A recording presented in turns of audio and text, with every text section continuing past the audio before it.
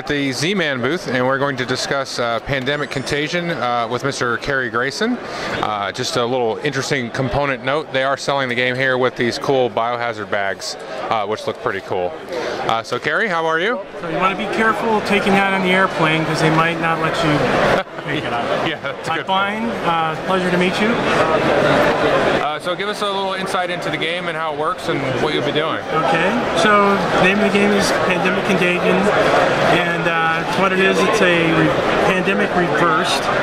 So in this game, instead of being cooperative, it is competitive.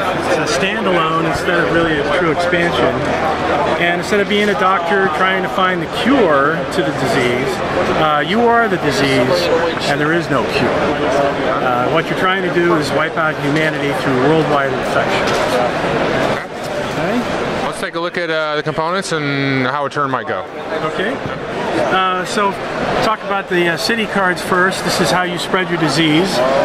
For part of the setup, everybody gets to place a cube based on the cards that they have in their hand.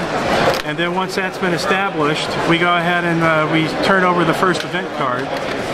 Just to explain that, we take out 3 of each type of event card, and we have a complete setup of the event cards with 3 blue, or 3 yellow, 1 blue, 3 yellow, 1 blue, 3 yellow, 1 blue. The reason for that is the blue represents the World Health Organization, which is trying to eradicate disease. So basically you have 3 rounds before that happens to prepare for it. And explain how that works. So what we would do is turn over the first event card, and everybody on their turn would follow what this event has to offer. Sometimes it's good and sometimes not so good. So in this case, fewer people travel abroad, so are not allowed to infect a new city this turn. In other words, a city I don't infect. Some of the others are not quite so rough. This one is global warming. You get to draw 2 cards, and then you get to keep one of those and then draw another. So just to show you that. Now once the card is turned over, then the first player gets to take his turn. And if you take a look at this card here, all the actions that you can take is listed right here. And we'll start at the top. You can play any action more than once, but you can play only up to 2 actions out of 3 total.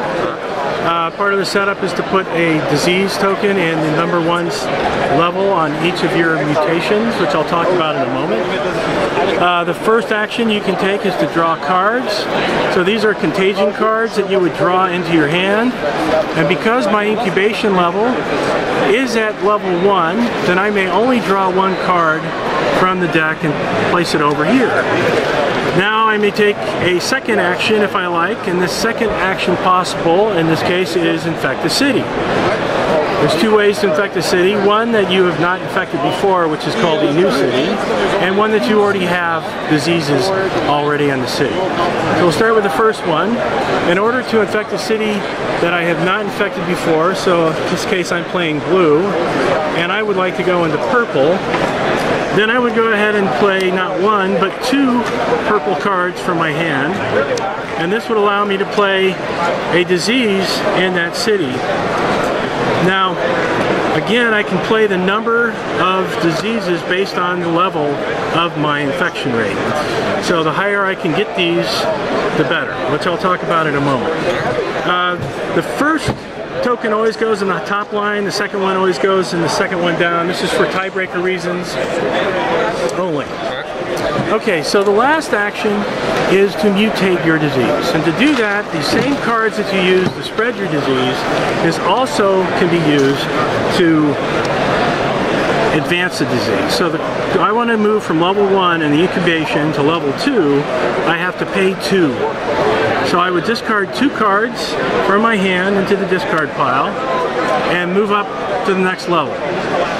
I could do it again if I like, let's say it's my first action, my second action, I could maybe move up my infection level to level 2 because it costs 2 to move from level 1 to level 2.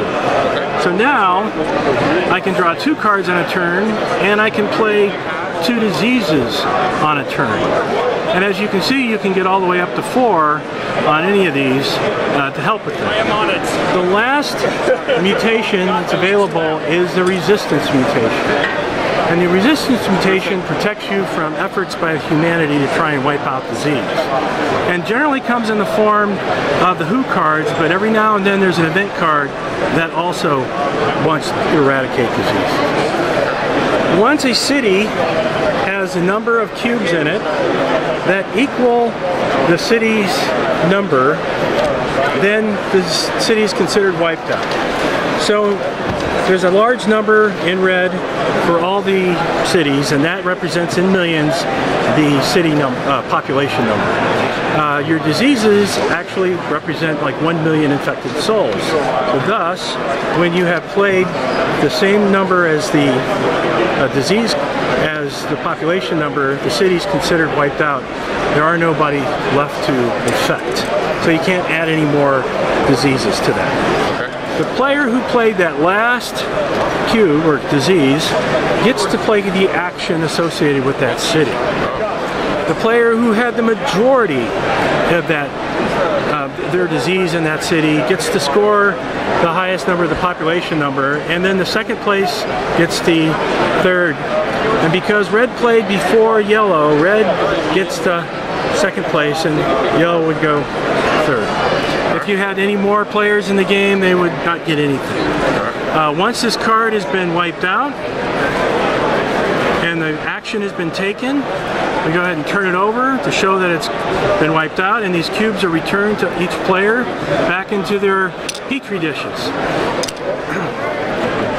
And then the play continues. So briefly with these event cards, we have these skull and crossbones. When the second, fourth, and sixth skull and crossbones appears, we have a mid-game scoring round.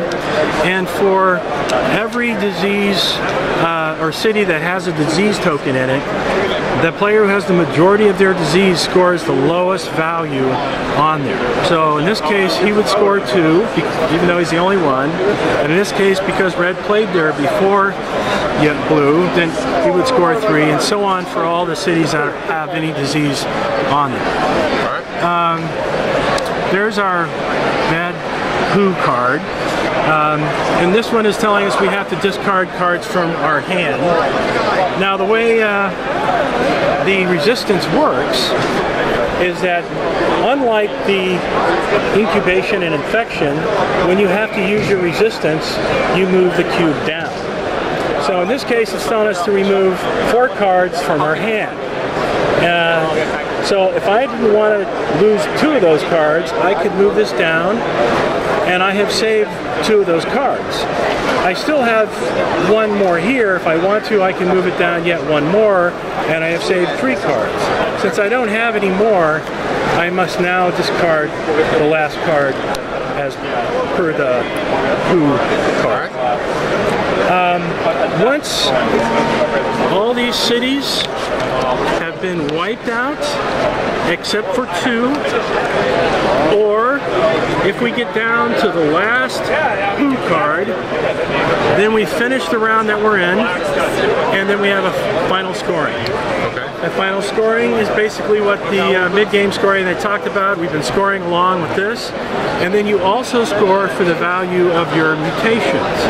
So if you've been diligent and mutating your diseases, you'll go up to a level, you'll get 12 points for that setup.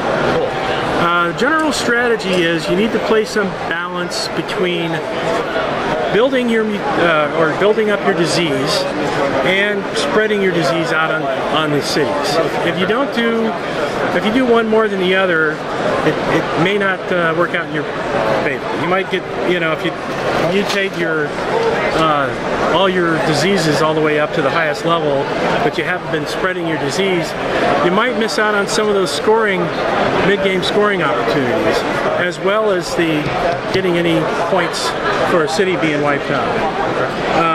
I will say it's possible you can win this game with never having had the majority in a city by taking second place and having a high mutation value. You can still win the game. So. Awesome, thank you, Kerry. You're welcome.